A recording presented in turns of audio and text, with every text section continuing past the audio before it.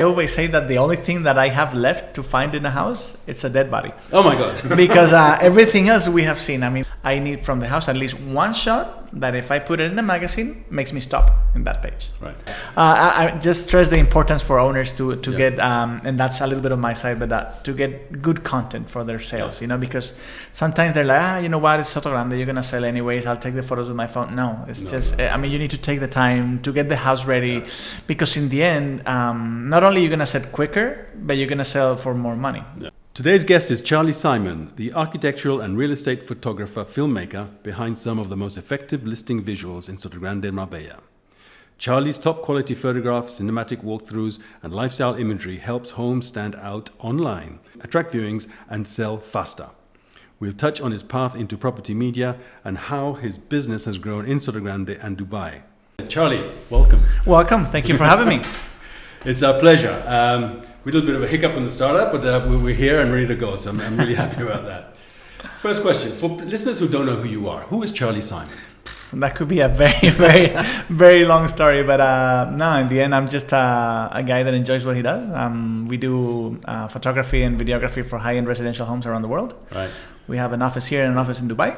And yeah, that's what we do. Everything with nice walls and nice furniture, we shoot.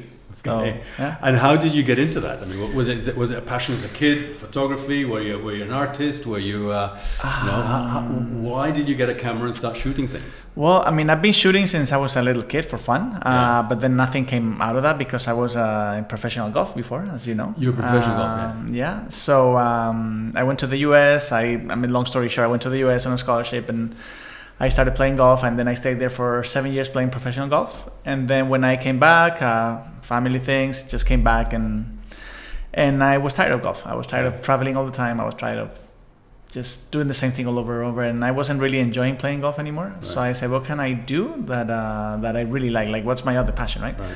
And architecture was my other passion. So I'm like, okay, but I'm not an architect. So what can I do that, you know, to join those forces, I guess. And I started, okay, let's do some photography. And I saw a little gap in the market because I was walking in Marbella, and all the, you know, all the shops I saw, the real estate offices, they had these pictures in the mirror, in the glass, right, in the shop, and I'm like, I think I can do this better. So I started training myself really hard for that, and and that's how I started. Okay. So let's backtrack there. Golf. Yeah. You're Spanish. Yes, right? I was born in Marbella, one of the few. One of the few. Not in Malaga, in Marbella, yeah. And you actually went on a scholarship to the US. Yes, I went to Arizona State University in Phoenix, in Arizona. Scholarship for golf. For golf, yeah, but because you also did a university course. Yes, I was majored in psychology. Okay, so you're a psychologist, photographer, golf. I'm just an autonomo, right? Oh, yeah. Okay. Which encompasses everything. Yeah, a genuine one, like one of the few. But I mean, I studied psychology because back in the day, I wanted to study psychology because that was the thing that was going to help me the most for golfing. Right. But in the end, it helps me the most for clients and for talking to people and for having a company. And it actually came out really, really good. So. Okay. And I think you said you played professionally for 6 or 7 years. 7.5 years almost. Yeah, I played a few years in the US, and then I came back to Europe to play on the Challenge Tour for a few years as well. And but then after that, I just. So when did you actually stop golf? I stopped golf December 2015. So that was my last pad in competition. December 20th. 2015. December, actually it was December 2nd, I think, or December 3rd, 2015, yeah. Wow. Yeah. And wow, it just I didn't know that about okay, golf. Okay, well, yeah. Do you still play now and again? Nothing. I have played one round here in Sotogrande, actually, like 6 years ago, with my good friend Alejandro Cañizares. You probably know the guy. He's on tour, and that was 6 years ago. We played Sotogrande from the back tees, and I almost beat him, so that was fun. So yeah. But after that, nothing. Yeah, after that, nothing. Nothing. Not even holding a club. Nothing. Wow, that's just like 180 degrees. I know. So. Yeah, it was. But you know, the life now is much better. I sleep in my house every day, my bed, and I mean, we travel a lot. Don't get me wrong, but it's not the same as having to travel every week because you have to travel to work. You know? Do you still have a handicap, an official handicap? Well, I'm still a professional license player. You keep it. So I have my licencia, my license for the Spanish Federation, which is jugador profesional, like professional golf player. And I mean, I still get benefits. I still pay my insurance every year, so I still get benefits like a lot of free grease. freebies. A lot of courses you can play once a month for free and stuff like that. Yeah, or once a year, depending on. Everything has changed a lot in the world of golf. So, but yeah, still have my clubs and. Yeah. Well, you see, this is really good because no one knows this here. Well, anyone, they will now, but I can bring you to on a golf tournament, as a partner, as a ringer. Definitely. I mean, but so it's fun and it's actually cool because once you know the golf world, especially working in real estate photography, once you go to the to the properties by the golf course and stuff, you actually understand what's going on. So I think that's a little plus that we offer the clients that most of them they don't know. Yeah. But I know what hole their house is in. I know if the value of the house is bigger because of that hole as the other hole. So I think it's fun. Yeah. It's clearly. Yeah. The real estate market has changed dramatically over the last 15, 20 years. Yes. Sotogrande always seems to follow Marbella.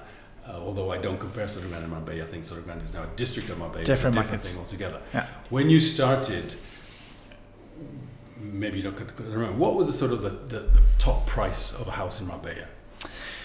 I mean, it's difficult to say because there were some, as you know, off-market villas, but I mean, something for 8.5, 9 million would be like extremely high price for back then because all the other villas like higher than that, they were not for sale back then. Yeah.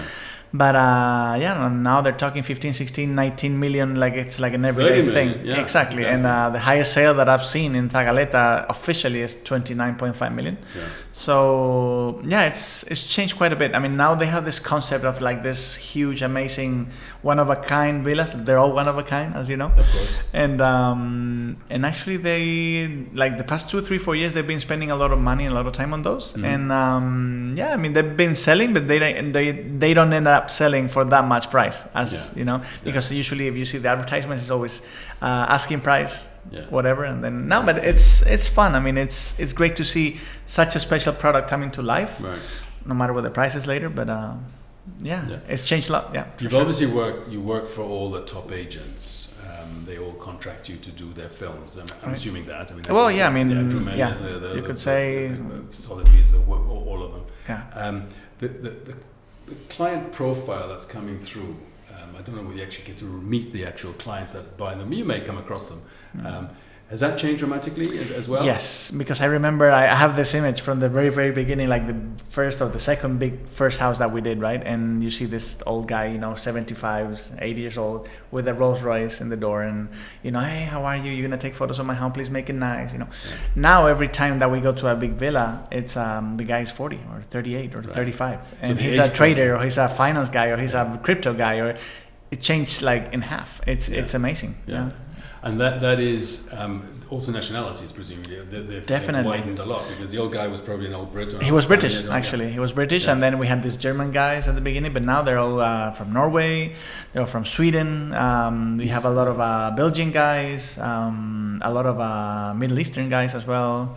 But they were born, they studied in Switzerland and everything, so it's like Middle Eastern, but like with the European education. So it's like a very, very unique clientele. So it's changed dramatically a lot, actually. Yeah. And presumably over the time as well, the tools you have to work with has also improved. I mean, you were always digital, I assume. Yes, I actually did not hold an analog camera to work. I mean, just to play around with it for sure. But I've been digital since the beginning. And what you can do now with a phone, even it's amazing. I mean, we used Hasselblad equipment, which is like top of the line photography equipment, and Blackmagic cinema cameras for the production.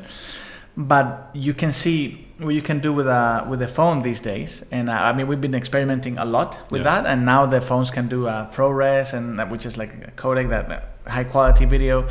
And it's very impressive. And I think from 2-3, I had this conversation actually yesterday with my video director. 2-3 years from now, we can do 95% of what we can do now with the cameras. But because a lot of work is in the post production. But the technology has changed a lot actually. Yeah. So very good. Yeah. When you're actually working, what is the type of shot that you think works best for the sale of the property? Maybe not the prettiest one, because sometimes it's not. Yeah. Is there a sort of view, when you go in, you say, I must have this type of shot, this type of shot, and this type of shot for this particular type of property? Okay. Yeah? Can you give me some examples? Yeah, I mean, we always try, I always say, since the beginning, my thing is that you have a magazine here, you have a book. I need from the house at least one shot that if I put it in a magazine, makes me stop in that page. Right. That's my philosophy. The hero shot. Yeah, the hero shot, but like more than a hero shot, because that hero shot can be something extremely nice, which is okay, it's nice, but I need it to be extremely nice, but it needs to tell me a lot about the property. It needs to tell me hopefully location, hopefully views, hopefully decor style, and hopefully the technology inside it. So the most I can get in that hero shot, the better for you, the better for the agent. Because in the end, I mean, someone is, as you know these days, I mean, everyone looks online before calling you or calling anyone. I need someone to say, hey, where is this? Hey, Charlie, give me more information. I need to see it. The more information in an attractive way that we can get in one shot, the better, for sure. Right. Yeah. And typically, the location of where that property is would dictate what that hero shot might be. Definitely. In other words, if there's no sea view, forget the sea view. People do want blue sky and sea views here as a sort of a number one requirement. That's why they come here. Then they want no noise, which they're getting more and more a problem because the building around the costa in general is getting bigger and bigger. And even here in Sotogrande, we're getting places where, I mean, I think in the dead of night, if a lorry goes down the AP7, you'll hear anywhere in Sotogrande, because of depending on the wind. But that hero shot has to be specific to that property. Yeah, the thing is that I always say that a big villa, it's always going to have bathrooms, it's always going to have bedrooms, it's always going to have a kitchen, and that if you pay 10 million euros for a villa, you understand that that's all going to be there. Yeah. So what makes that property special for you to stop if you're in the market for a villa of 10 million euros? That's what we need to get out when we're shooting. So I think that's key for sure. Depending on the sun, depending on I don't know, the most beautiful shot might not even be like a place in the house. It might be just like a tree by the pool. I mean, it really depends on what you're looking for. But we have enough experience now to know. I mean, we've shot over 9,000 projects in our history. So we know exactly what the client wants from a house. I mean, as I said, they understand they have kitchen, they have bathroom, they have everything. But what's special about that house? That's what we try to find, and that's what we usually try to convey to the client. Yeah. You not only do photography, you do videos. I myself do photography. I mean, I'm the photographer of one of the photographers of the company. But then we have an amazing video department. We have 3 people in the video department, and we do films. I like to call it house films or like villa films because it's not really just like a regular video. We, as you know, I mean, you've been working with us for a long time. We spend time preparing the house. We go see the house. We usually get a model, 2 models, depending on the story that we want to tell. Yeah. And we try to tell that story to the potential client. Yeah. No, I mean, I know you do that, and it's for the benefit of listeners that I'm trying to get you to explain. We did remember Finca. Yes. We even had horses. We had the lady gallop away on a horse. Yeah. We had my friend's Jeep because it was a Finca. We had to drive the Jeep out and all that sort of stuff. So the detail that you go into is quite a lot to tell that story. I mean, as I said, it's a finca, it's fine. I mean, you can tell in the description it has horses, it has a parking, it has a Jeep, and that's fine. But you're not selling the bricks, you're not selling the mortar, you're not selling the actual lifestyle. You're selling, when you're doing a film for the house, you're selling the lifestyle that comes with it. Yeah. You go to the port, you have a restaurant, you have lunch, you come back to your house, you get in a horse. It's that lifestyle that we're selling. Yeah. Otherwise, I mean, people understand that, okay, it's going to have a parking. Yeah, of course it's going to have a parking. You're paying 10 million euros for it. But that's what you need to tell people, the story, right? Yeah. In the end, it's the story. Sorry for the short interruption. I'll just ask you please to subscribe to my channel. It does help us grow and get more and more people on the podcast. Thank you. Have you come across owners of property that are looking over your shoulder, and always saying, what are the biggest mistakes that you think owners of property that are selling make? Well, I mean, I always say that if you call an electrician because your lights are not working home, you don't tell an electrician which wire to cut. Yeah. You know what I mean? And this is all with con cariño, no? Yeah. But it's a matter of, because these days everyone has an iPhone, a phone, right? Like a camera phone. So they all think they're entitled, and I understand, and it's totally normal that they think, okay, my house looks better from here, and they know their houses, and as you know, for all the owners, their house is the most important, is the best house in the market, right? But we always try to tell them, I need to look at the house from an outside perspective. Right. And I got into a little argument with the clients because the photos are not for you. Yeah. The photos are for the potential clients, and I need to be thinking about that Middle Eastern with a Muslim culture, and I need to be thinking about that American with a different culture. Yeah. I need to get 95% of the spectrum in the film that the owner is not going to understand, because I mean, I cannot use, for example, use most of the time like bikini. That's why we always use like full bathing suits because of the Middle Eastern market, for example.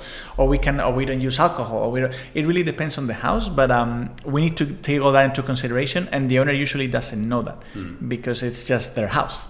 For me, it's a product that we need to sell. Because it's not for them. It's not for them. It's not for them. They're selling it. So and sometimes I have these discussions with the agents. The photos, I think I said, you know what, Tony or Antonio, the photo is not for you. The photo is for the potential client. Yeah. And as long as we all understand that, usually the product is much, because you see the house from the outside. I mean, you've been there, you've done the scouting, and that's fine. You've been there, you prepare the shoot.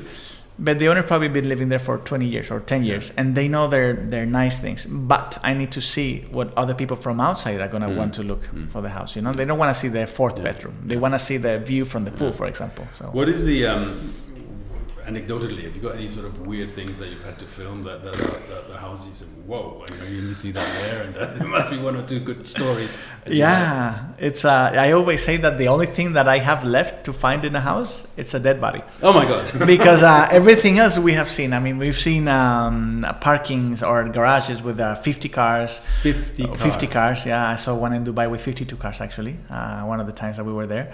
I've seen this, as you know, the novel, The 50 Shades of Grey. I've seen like a grey room, like a romantic or erotic room, if you want to call it. I've seen full discos, like bigger than Olivia Valère, for example.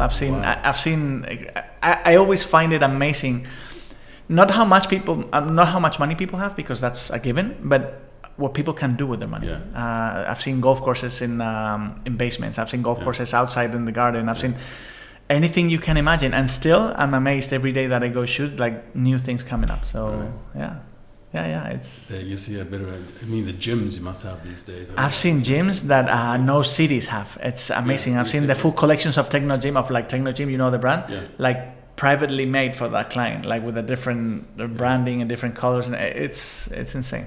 It's quite unique. Wow.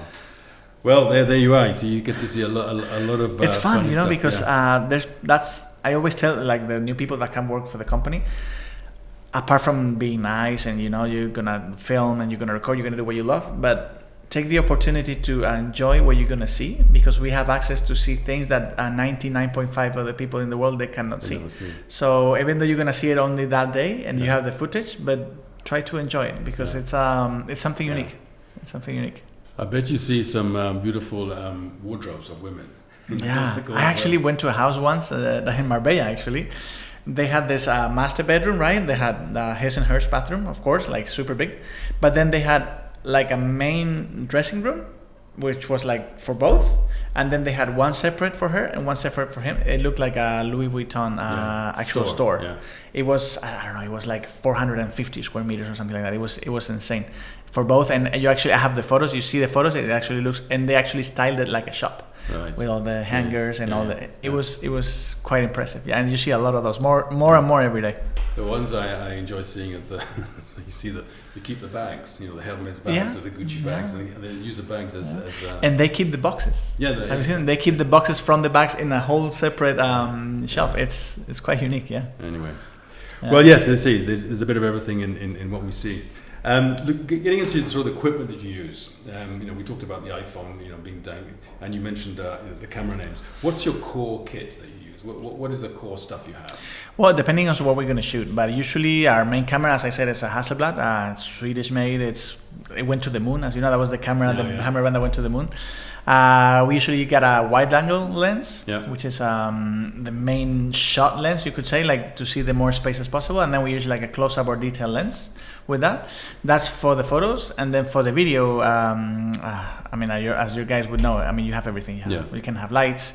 You have 3 or 4 lenses depending on the shoot you want to do. You have your iPad, you have your wireless video transmitters to see it on the iPad. It really depends on what you do. But the core, it's usually 2 cameras with 2 lenses each. Right. That's the main core. Yeah. Drones? With drones, of course. As well, because they almost give you a different angle you won't be able to, you couldn't get. Yeah, but I always tell the client, okay, it's really nice to have a drone. We have 3 pilots in the team. and drones are amazing, and you can do amazing things with it. But not because you have a drone that means that you always have to use it. Yeah. And we keep telling the client this, because if you're paying 10 million euros, 12, 15, 20 million euros for a house, the last thing you want to see is you get the drone like 5 meters in the air and then you see all your neighbors. Yes. And I understand they're there, but you don't have to advertise that they're there. You know what I mean? And you have a super nice house and it's super quiet in the end.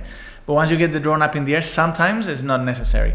So we really have the discussion with the client always and saying, I mean, you've had it with me before. It's like drone here. I mean, for what? Depending on what we want to sell. Yeah. But drone shots are these days. I mean, back in the day, you had to get helicopters for that. So now it gives you a lot of versatility. Yeah, I think a pretty house from outside, shooting inside is nice. And sometimes I say to people, I don't like the house, but you're not going to see it. You're going to be inside it. Yep, exactly. Exactly. Sometimes it's actually counterproductive to have a drone, but I mean, most of the time, the shots that you get from a drone are really, really cool. Yeah. No, I think you can get, you don't have to go high. You just go out and get the angle, because you can't go on a ladder or something. Definitely. Okay, moving on. AI, is that something that is going to affect your business, or you always need someone behind the camera to actually get the angle, to actually do this, do that?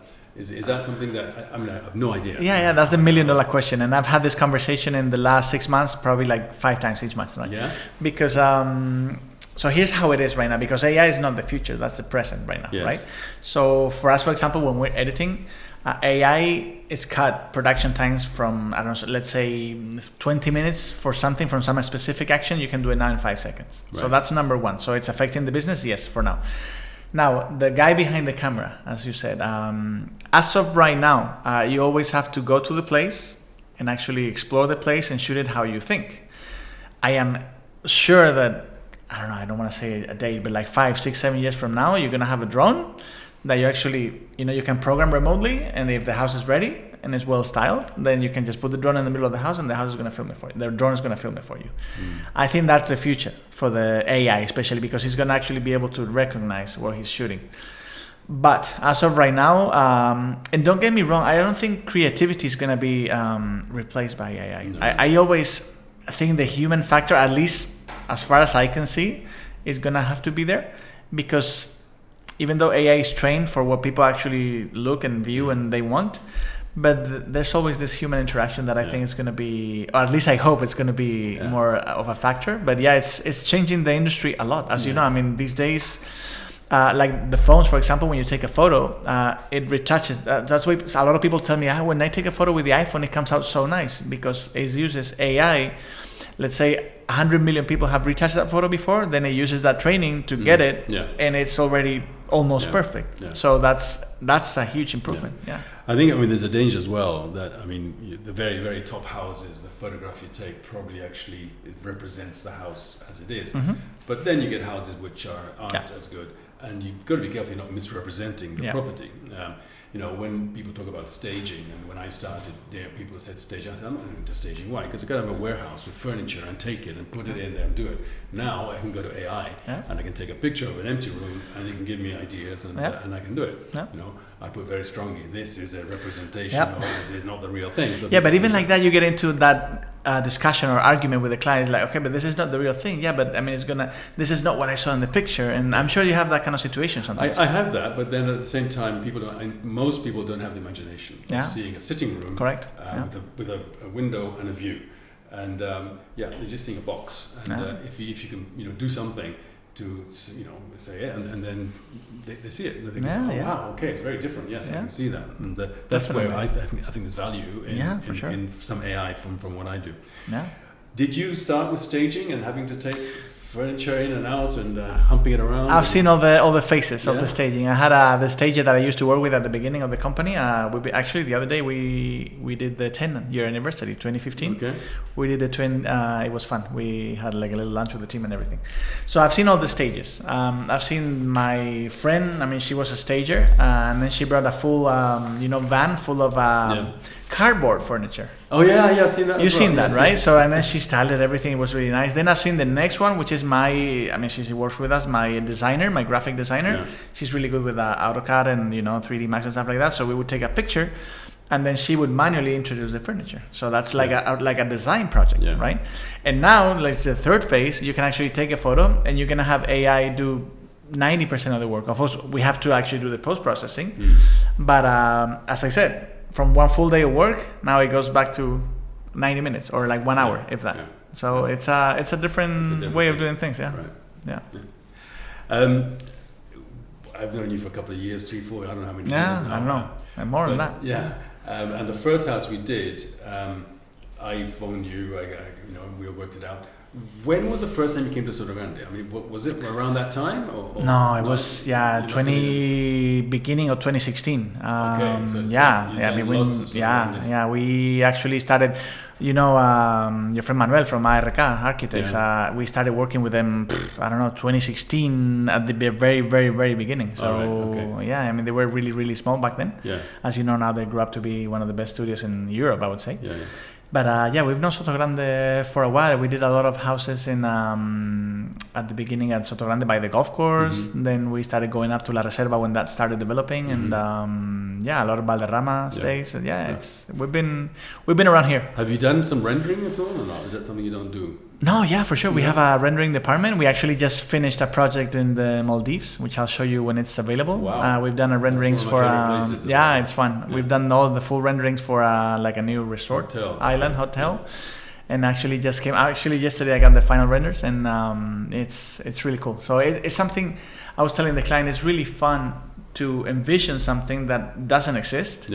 And then to actually see it, and then when they start construction, because I've seen processes from the beginning to the end, from like long-term construction for like 4 or 5 years. And once you see the first plan that we get for the rendering, like 2D, nothing, and then you get the rendering, and then you get the construction, and you see the final product, and then you actually see someone living in that house. For me, I think that's the most amazing part of the job. For sure. The whole process. The whole process. And there's, of course, villas, they take around 15, 18 months these days. It's fine. But we've done hotels and we've done stuff like that you see the very, very like first sketches, of the first drafts of everything. And then you see the people actually enjoying the place 3, 4, 5 years afterwards. And it's quite something quite unique. Okay. When did you start Dubai? When did that start? Dubai, that's a different book, right? I started going to Dubai for golf in 2009. And I just love the city. It's so clean, you can eat off the floor. It's so secure, so safe. We have so many things to learn from them in terms of luxury, in terms of exclusivity and uniqueness. So I started going. I really like the city, so I went until 2012, 2013. Then I stopped going. Of course, I didn't play golf anymore. So, and back in 2021, actually, I was missing the city. I used to go there for vacation, like in 2018, 2016, a couple of months, a couple of weeks. But then I said, you know what? I think the market's booming in Dubai. Why don't we just go there and test the market, Right. Of course, we had a portfolio now that we can go with and show people. So we just started knocking on doors. I mean, literally. When you say doors, you mean estate agents who are selling property? Sort of model? In Dubai, the market is a bit different for us because we work more for interior designers, architects, and construction companies. So it's not as much as the real estate, because real estate there, as you know, it sells in 15 minutes. It's just very, very difficult to get. And the second-hand market is big, but it's not as big as the new market, right? Because they're building so much. So we focus on interior design, which is my favorite type of shoot, interior design and architecture.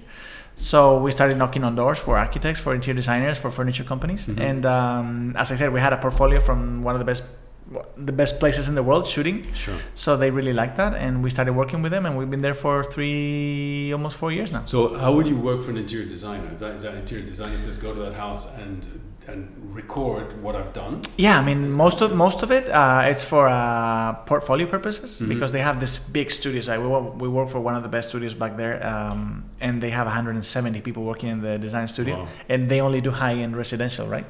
And so many people involved in one of those projects, and when the project is finished, we go and shoot the project as it was intended, because they restyle. Even if the people are living there, they restyle the whole thing with the whole team. I mean, it's amazing. Manpower there is. You have 20 people working for one day, and they leave the house like it's brand new. So we shoot the project as it was intended, and then they get everything out, and the client keeps leaving, and nobody came. So, but yeah, the portfolio that they're building is really nice, because then in the next meeting they're like, okay, this is the real life project that we have done, and it's easier for them to sell their services. So yeah, it's a lot of fun, I have to say. Wow, it's a lot of fun. No, Dubai. I mean, I know Dubai as well. I mean, I first went to Dubai long before you did. Wow, yeah, I'm sure. The only tower was was it the Carlton Hotel or the Hyatt? Okay. With the revolving restaurant right. on top. Yeah. You know, so you sit here and you start eating, and you sort of go around. Yeah. You get dizzy and everything. Yeah. Dizzy, and that was almost in the town. And as it's got built and gone out, I mean, the Jumeirah. That's all new. And then now my daughter worked there for a while in one of the hotels, and I was went to visit and went up to Abu Dhabi, and you couldn't drive to Abu Dhabi in an hour as you can now. You know, it's right there next door. So I've seen it sort of grow, and when I was with Chesterton's, I went out there to have a look and see what was going on. And I mean, to be an estate agent there must be mad. I mean, it's a different thing altogether. As you say, things just sell so quickly, and you know, it's a real cutthroat thing. I actually had the experience the other day with a friend. She wanted to buy in Dubai. And she's like, I'll think about it. I'm like, if you think about it, you're not going to get the apartment. And the apartment sold in like 2 minutes. Yeah. So she lost it, of course. And she's like, I'm like, this is Dubai. There's not, Arras and 10%. Exactly, no. They just, I mean, because they have a lot of people interested. So I'm like, you know what? You had to decide quick. I mean, the city is like that. The city is very quick. Yeah. If you actually don't run, you're going to fall behind. You know, you have to be on top of things every time. And it's something that you need to get used to it. But it's a young person's place. It really is, I think. Definitely. I mean, you have that energy. You have a lot of YouTubers working there, like a lot of crypto guys, a lot of finance guys, like really, really young guys, like 25, and they're like have mansions in the Palm, and it's a different style for sure. I mean, that's coming to Marbella as well, with the pool and everything else. And there seems to be a lot of people coming back. The people from Dubai I see are now sort of retirees, you know, and they go back to their home country, realize they miss the sun, they miss the lifestyle, they miss the food, all that sort of stuff. And then they come to some place like here, you know, and Marbella, Sotogrande, because it reminds them a little bit of what it was. They can have a quiet life. Maybe the bigger house here and a small apartment back in London or wherever it may be. So, yeah, it's a lovely thing. This podcast is for the community. You know, I like the community to understand what's going on and everything else. So, Sotogrande. If you were to think about Sotogrande as someone who is from Marbella, born in Marbella, knows the world, obviously traveled it a lot, what would you say Sotogrande is to you? How does Sotogrande? How do you define it in a very small? Well, asking the clients, and over the years, I came to the understanding that Sotogrande is for people that, I mean, they have everything, right? But for people that really want like a quiet, private life, you know, they don't want. As like Dubai, as you said, or Marbella, like we have some markets like the flashy, the Ferraris, the the nightclubs. As I understand it, I'm sure there's some of it here, but I mean they can go to Marbella. But I understand it's like the quiet luxury, you know, it's like the soft luxury. That's how I understand Sotogrande, and that's why I like it so much, because you go to houses and it's a very quiet lifestyle. You don't see like flashy things, like you don't see people with this like big brand T-shirts, and it's a very soft and quiet luxury for me. So I think that's something that we all need to learn from. I mean, loud luxury is really nice. But for me, quiet luxury is the best because it's soft, it's quiet, and you don't have to actually show it, you know? So that's for me, that's Sotogrande for me. Yeah, and obviously you've seen it develop as well. Yep. I mean, the Costa side, the traditional side, and all the new stuff that's going on in La Reserva. Yep. You know, we had a record sale. I mean, the 22.5 million house was sold in the 7, and it's being built now, so it was even off plan, you know? Yep. So all that's happening. Yeah, it's a lot of change, because as you know, I mean, you get some of that ultra high-end luxury villas for that kind of prices, but even the owners of those houses are more on the quiet side. They want to be here. I mean, they have amazing school, as you know, they have all the services, but I think it's more of a quiet life than Marbella. Yeah, I think, I mean, it's 60 odd years old. The original plan still is applicable. It was designed as low density. You know, the build today is respected. So even after COVID, it became a very popular place because you didn't have neighbors. Exactly. You know, it's very low rise. There's no high rise here. You know, it's and all those things add to what Sotogrande is and what you just described as what you like about it. That's what I think, and I think it's nice because they had this plan from the beginning. As you know, Marbella. and I mean, it's my own city and I love my own city, but Marbella sometimes, I think it needs a plan, you know what I mean? Like sometimes they just build and build and build and they don't have like a very organized plan to see we're going to do this here, this there, this there. I think that's what we're lacking a little bit compared to Sotogrande, not just like a plan of the lifestyle plan, you would say, right? That's right, and it's at the same time, if I were to say lifestyle shots that you have here that you don't have over here, there is polo. Yeah, for example, exactly. Polo you don't have. Golf you do have, although the golf here is probably a little bit... it's a different kind of golf, yes. It's live, it's Balderrama, it's Real Club, it's, all those things. Beach and clubs, and so that sort of thing. But it's, it is quiet. And the one lifestyle thing we don't have here is nightclubs. Exactly. Which is one of the reasons people like it. Yeah, exactly. And as I said before, I mean, I have two favorite golf courses in the world. One of them is Pebble Beach in California, and the other one is Real Club de Golf de Sotogrande. For me, it's the most beautiful course. Yeah. I mean, Pebble Beach is super nice, of course, it's like one of a kind. But Sotogrande, for me, it's always perfect. The shape, the quietness of it. You have like low-rise houses around the course, and there's no roads. There's no. It's very, very, very quiet. Yeah. I love it. For me, it's my favorite in Spain by far. Yeah. Not Valderrama, not Brisas, not Sotogrande. Yeah. Charlie, it's been a pleasure to have you. Is there anything that you think I should have asked you that I haven't? It's your podcast. I mean, I think we covered pretty much everything. Yeah. I just stress the importance for owners to get, and that's a little bit of my side, but to get good content for their sales, because sometimes they're like, you know what, it's Sotogrande, you're going to sell anyways, I'll take the photos with my phone. No, I mean, you need to take the time to get the house ready, because in the end, not only you're going to sell quicker, but you're going to sell for more money. Yeah. So I always say, please spend time. It doesn't have to be with us, just whatever, but just spend the time, marketing the property, right? That's always what I tell my clients and my final clients, actually, because sometimes there's no culture for that. I mean, there's getting better, but there's no culture for like getting the house ready. And that's true. I mean, when you look at the Americans and how they do it, it is very much staging and showing and because they're so number orientated, they give you statistics on if we do it this way, we will sell in such and such a time, and it's the way it is. And I'm glad you said that, because a lot of our listeners will hopefully understand that that is a requirement in terms of dressing your property the best it can be. And sometimes what happens? You have like a nice street, for example, right? Let's say any street here in Sotogrande, and we have shot, for example, 3 or 4 properties with the carrying and the styling and everything. And then the 5th property is just selling with photos, so the phone and no videos and nothing. And I always tell the clients, you're in a big disadvantage compared to your other competition houses, So just like make sure that if you're selling in a prime location, which most of your houses are, just make sure you prepare the house and you get that little ready, because in the end, if the full amount of things, it's nothing. Like the cost is nothing. So I would totally recommend to your clients for sure just to get ready, to get the house ready, spend time on it, because that's gonna pay off. Good. Yeah, for sure. Anyway, Charlie, thank you very much indeed. Charlie, thank you so much. Sorry for the hiccup in the morning. No, it was fine. It's all great. We're here, we're having fun. So let's get the ball rolling. Yeah. So there you are, Charlie Simon. What an interesting person. Thank you very much, Charlie, and please don't forget to subscribe. Thank you. See you next time.